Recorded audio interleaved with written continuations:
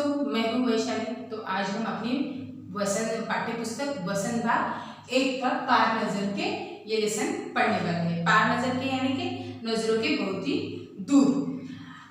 तो ये पाठ जयंत कृष्ण नार्लिकर जी ने लिखे वाला है। तो इन्होंने बहुत यंत्रों पे रिसर्च किए वाला है। तो इन्होंने बहुत सारे ऐसे पाठ लिखे वाले हैं, कथा लिखे वाली है यंत्रों पर।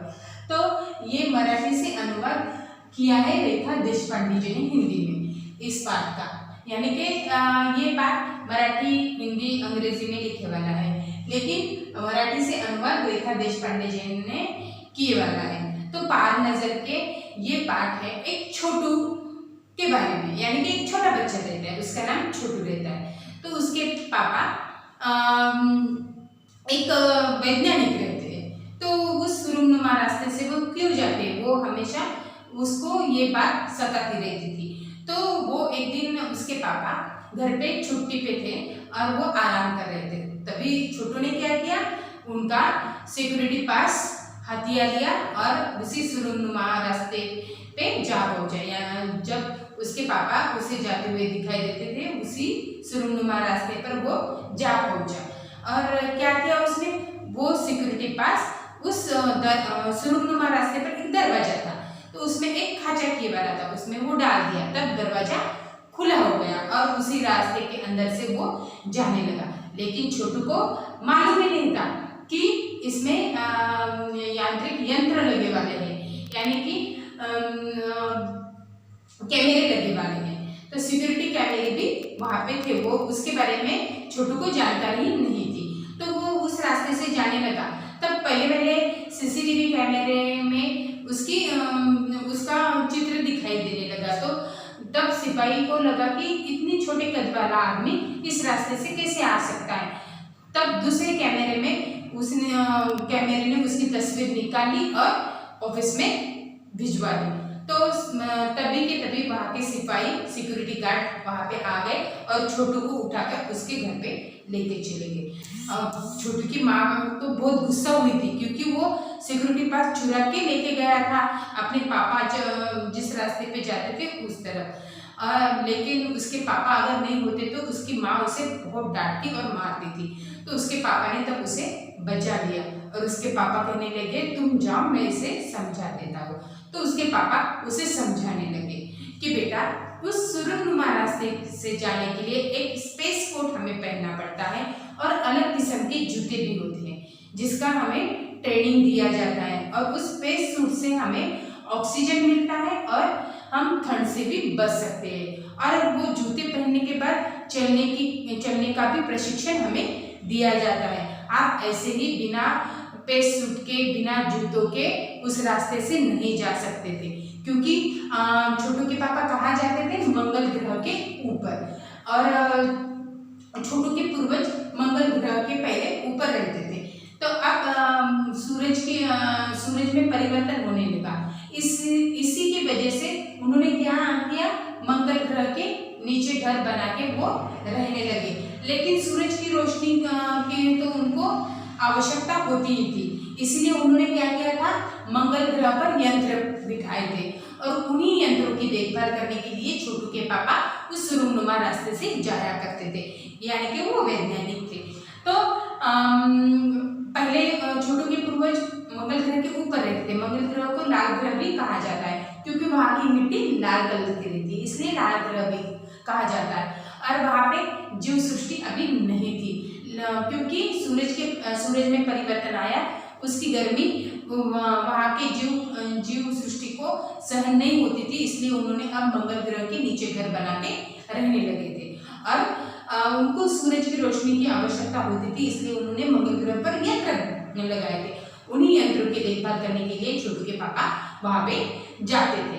तो फिर उसके पापा ने उसे बताया कि मैं एक दिन तुम्हें उस सुरुंगनुमा रास्ते से लेके जाऊंगा, अभी तुम नहीं जा सकते। तो छोटू कहता है कि पापा, मुझे भी बड़ा होकर आपके तरह ही बनना है। तो उसकी माँ उसे कहती है, उसके लिए तुझे पढ़ना लिखना जरूरी होता है।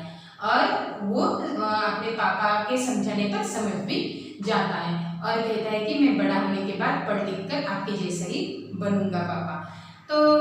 बाद में दूसरे दिन उसके पापा ड्यूटी पे जाने के बाद वहाँ पे एक ऑफिसर उनको कहता है कि यहाँ पे अंतरिक्ष यान उतर रहा है, क्योंकि ये तारा तो नहीं है, क्योंकि एक ही जगह पे वो टिमटिमा नहीं रहा है, वो घूम रहा है, तो तुम उसकी तरफ थोड़ा सा ध्यान दो। तो सभी उसी की तरफ देखने लगे थे, क्योंकि वो चमक रहा था। और तारा कैसे होता है, एक ही जगह पे रहकर चमकता है, लेकिन ये यांत्रिक यान होने की वजह से वो इधर उधर घूम रहा था। तो सब डर गए थे कि ये हमारे मंगल ग्रह पर किसी ने यांत्रिक यान भेजा है, यह सोचकर सब डर रहे थे। तो तभी प्रबंध समिति की मीटिंग वहाँ पे बुलाई गई और छोटू की कॉलोनी में सब तरफ शोर मचा था कि हमारे यहाँ पे यांत्रिक यान आ रहे हैं, हमारे ग्रह पर किसी ने तो भी यांत्रिक यान भेजे हैं, ऐसे उनकी कॉलोनी में शोर मच गया था। तो उनकी कॉलोनी की एक प्रबंध समिति थी, तो उन्होंने मीटिंग लेना शुरू कर दिया। प्रबंध समिति के अध्यक्ष थे, उनके ऊपर पूरी कॉलोनी के संरक्षण की जिम्मेदारी थी।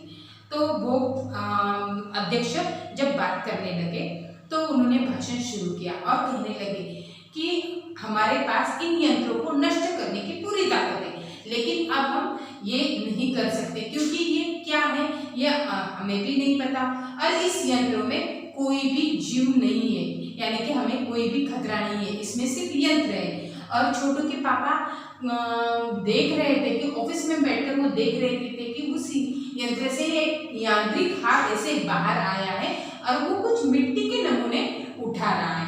तो वो देख रहे थे, लेकिन तभी मीटिंग में पहले नंबर वाले प्रबंध समिति के अध्यक्ष ने बोला ही था कि हम इसे नष्ट करने की क्षमता तो रखते हैं, लेकिन इसके बारे में हमें पता नहीं चलेगा, इसलिए हम इसका अवलोकन करना ही ज़्यादा ज़रूरी है और हम समझ नहीं पाएंगे कि ये क्या है। तो दूसरे नंबर वाले रहते हैं, वो क्या रहते हैं, एक वैज्ञानिक रहते हैं, वो उनकी हाँ में हाँ ही मिलाते हैं, क्योंकि उनकी बात से वो सहमत होते हैं, क्योंकि हमारे लिए इनको नष्ट कर देना बहुत आसान है, लेकिन हमें यह नहीं पता, क्योंकि हमें हमारी असलियत छिपाए रखने में ही ज़्यादा समझदारी है। क्योंकि अगर उन्हें पता चला कि यहाँ पे जीव सृष्टि है, तो वो दूसरे और शक्तिशाली यान भेजकर हमारे ऊपर हमला कर देंगे, इसलिए पहले वाले प्रबंध समिति के अध्यक्ष की बात में हाँ ही मिलाकर उन्होंने उनकी बात से सहमत है ऐसे कहा।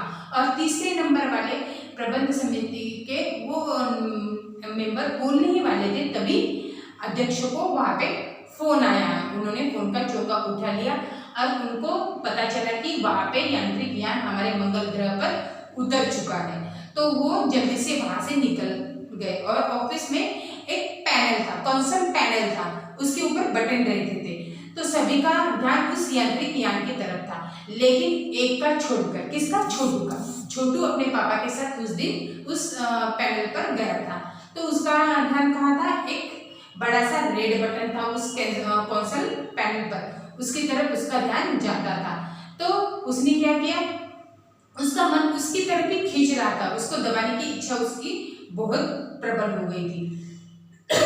तो उसने क्या किया, उस बटन को दबा दिया, तो जो यान से यांत्रिक हाथ बाहर निकले वाला था वो काम करना बंद हो गया।